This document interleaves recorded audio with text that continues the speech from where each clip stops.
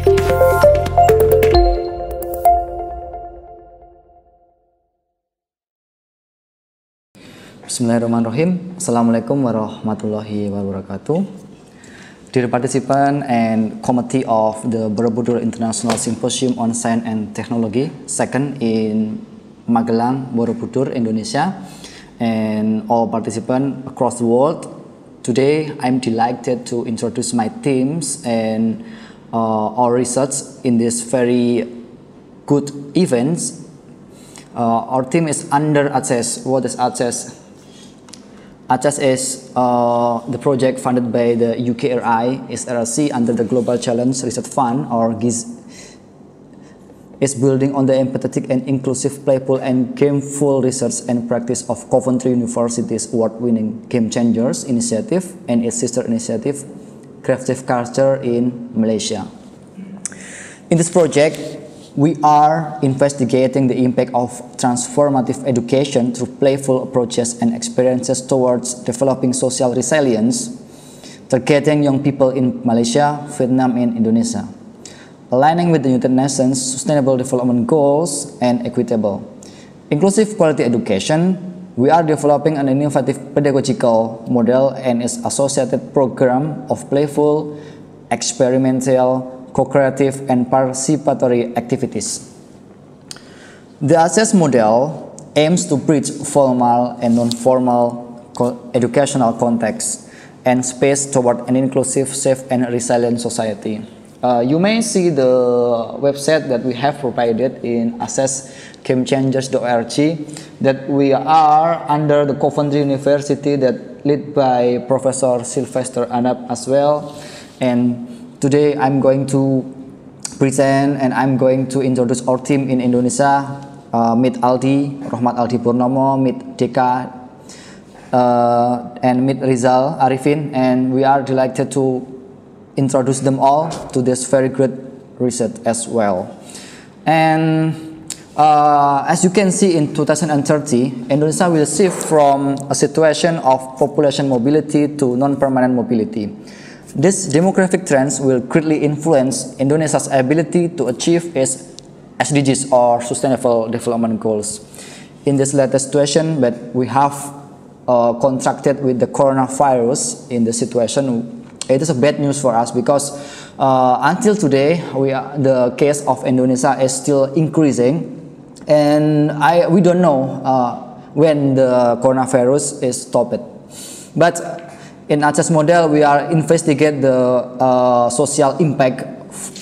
You can see the detail on the next slide also, and maybe this research will be beneficial for us, especially for educator, teacher, and policy makers in education as well. I think it's enough, and then the next slide will be presented by Rahmat Aldi Purnomo. Thanks. Hey everyone. Now I will share about our research method. This study uses qualitative and quantitative approach to measure resilience and how the social structure affects to the level of resilience as well. The instrument used to measure resilience is the Nicholson-McBride Resilience Questionnaire, which has 12 questions and a maximum score of 0 and a maximum of 60 with developing level, established level, strong level, and exceptional level. The sampling technique used purposive sampling, which was selected according to the criteria determined by the researchers. The participants' inclusion criteria were all rigorous early primary students who were actively participating in learning at formal education institution in Ponorogo Regency and were willing to become respondents by filling out a letter of approval given and guided by the Indonesian ACES ambassador. The number of students who took part in this study was 115 participants.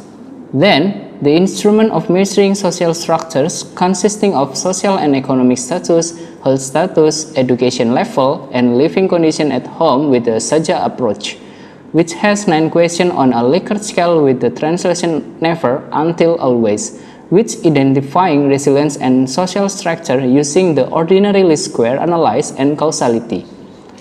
The econometrics model consists of social economic status, health status, education level, and ownership of land and houses. By the way, the data collection and results carried out by the researchers were research followed from the research and localized the ACES research protocol, test and localized research protocol as well, with planning, material planning, and data information starting from this July. Okay, thank you. Now I will continue about the finding. As you can see in the graph, there is 4 indicators of social resilience based on NMRQ. So, from 4 indicators, the strong level indicator shows the maximum number. Students in early school shows higher resilience in developing and establishing as compared to students in primary school. Students in primary school shows high resilience in strong level. The third, student in primary school shows higher resilience in exceptional level as compared to early school. In summary, all students, both early and primary, score strong level of social resilience. This finding supported by data from PISA and TEMS in 2018 state that Indonesian students, 91% always feeling happy, and just 9% always feeling sad when learning in school. So, I think enough. Thank you. On the ordinary least square results, you can see in a coefficient and probability value.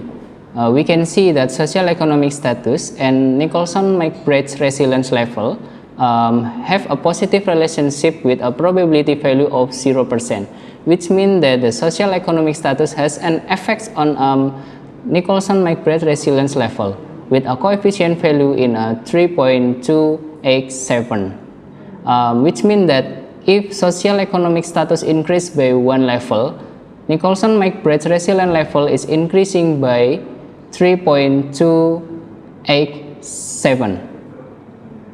Conversely, if the social economic status drop in 1 level, then the Nicholson-McBride resilience level will be decreased by 3.287. It's also in a health status and then education level and then the land and home ownership relationship with a Nicholson-McBride resilience level. So the next, coefficient of determination is indicated by the numerical value 0 until 1. We can see that if the Nicholson-McBride resilience level variable is influenced by 4 independent variables, 65% and 35% are influenced by other variables outside the study. In the conclusion of causality or result of causality, that we can see Nicholson-McBride resilience level is contrast to with the social economic status and then health status and then land and home ownership. This is only has one-way effect on one-way ANOVA as well. Thank you. Okay, dear participant, I'm going to the end of this slide that we are made the conclusion itself that ACES model, as we said in the presented that we have presented by Aldi and Tika as well. The result found that the early primary student social resilience level was at strong level with an average score 44 to 48. A strong level indicates that most early and primary students can resilience and can change their perceptions from difficult conditions to pleasant learning conditions. By using the variables, socioeconomic status and ownership of land and houses influence each other so that it affects 2 directions.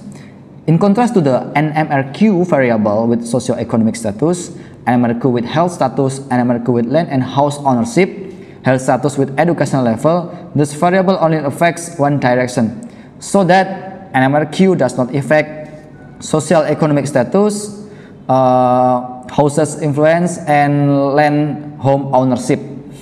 But on the contrary, SES, HS, we have acronym this slide, SES, HS, LHO, and EL affect NMRQ as well. This primarily These preliminary study results are used as the basis for decisions in creating a conducive learning environment to strengthen social resilience for students in several kindergarten and elementary school communities in Indonesia. I think that's all. Our teams have presented the all research as well, and thank you and see you in the next future. Wassalamualaikum warahmatullahi wabarakatuh.